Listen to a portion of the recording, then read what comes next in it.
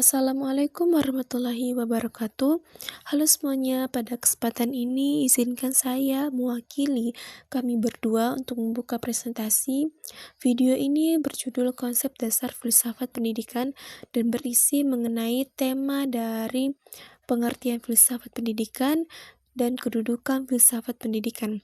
Pembahasan pertama adalah pengertian filsafat pendidikan. Namun, sebelum ke sana, tentunya kita harus paham dulu mengenai pengertian filsafat itu sendiri.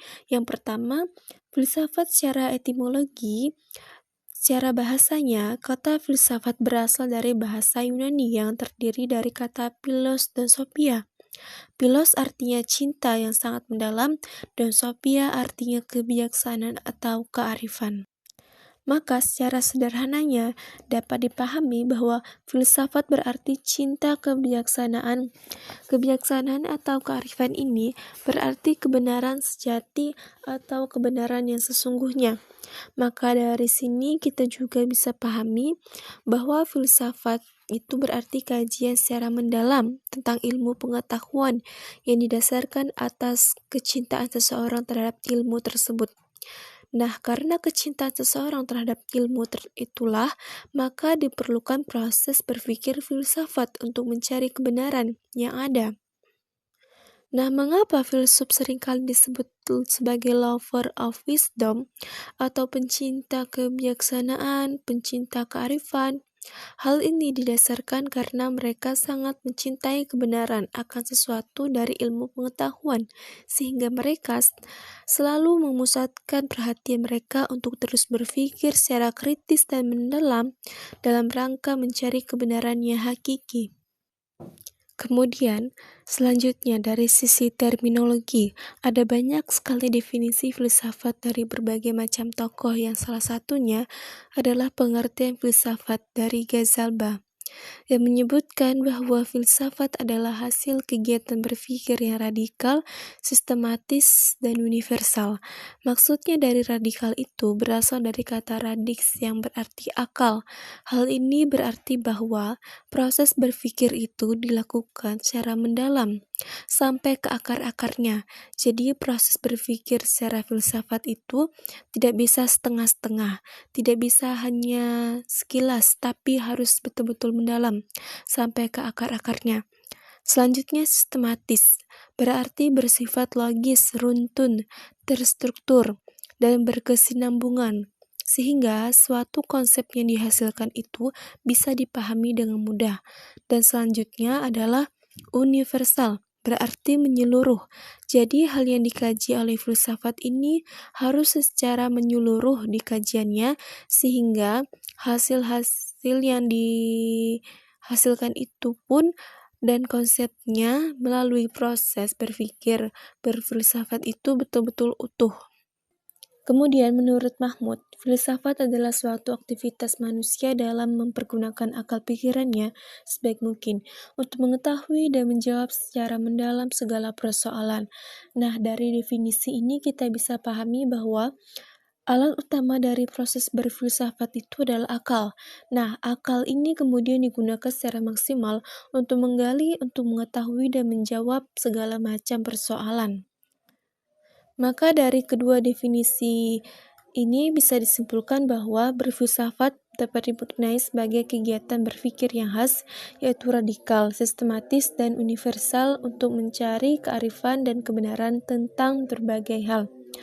Nah, konteks ini itulah mengapa filsafat seringkali disebut sebagai mother of science atau induk dari segala ilmu pengetahuan. Karena dari adanya filsafat itu lahir, mencari ilmu pengetahuan, ilmu lain itu semuanya terlahir.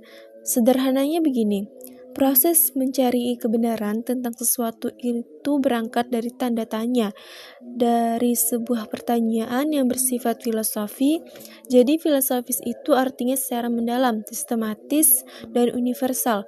Contohnya jika pertanyaan itu berkaitan dengan alam semesta, kemudian digali secara mendalam dengan proses berfilsafat itu tadi, maka lahirlah namanya ilmu fisika.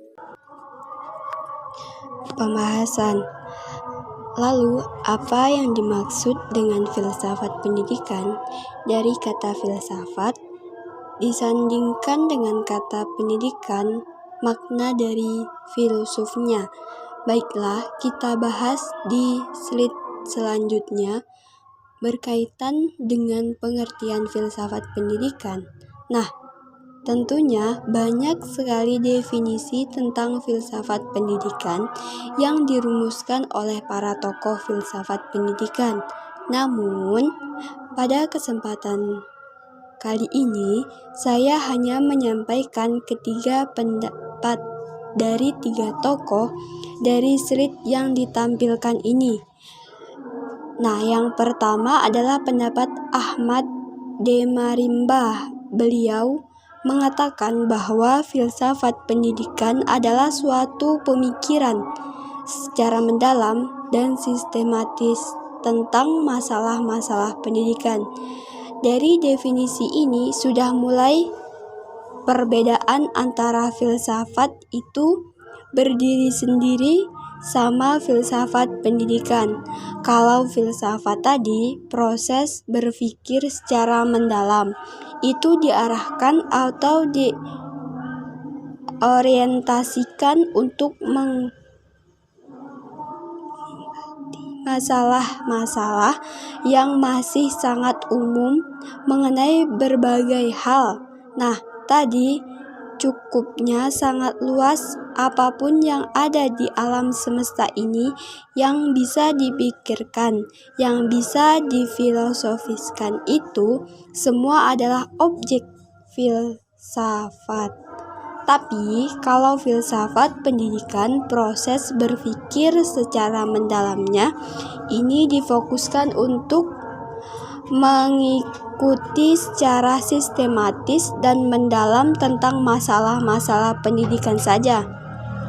Nah, kemudian pendapat selanjutnya adalah pendapat yang disampaikan oleh Imam Barnadib yang mengatakan bahwa filsafat pendidikan adalah ilmu pada hakikatnya merupakan jawaban-jawaban pandangan dalam lapangan pendidikan dan merupakan suatu penerapan analisa filosofis terhadap lapangan pendidikan.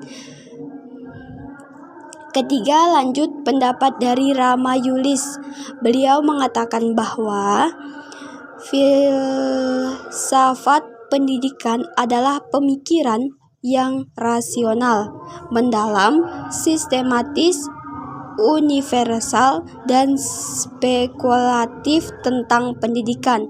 Hal ini berarti sebagaimana filsafat secara umum tadi yang menghapus proses berpikir dalam konteks filsafat ini harus bersifat rasional, mendalam dan sistematis, dan juga universal.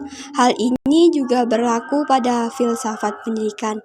Namun, perbedaannya kalau filsafat pendidikan itu cukupnya atau objek kajiannya lebih sempit lagi.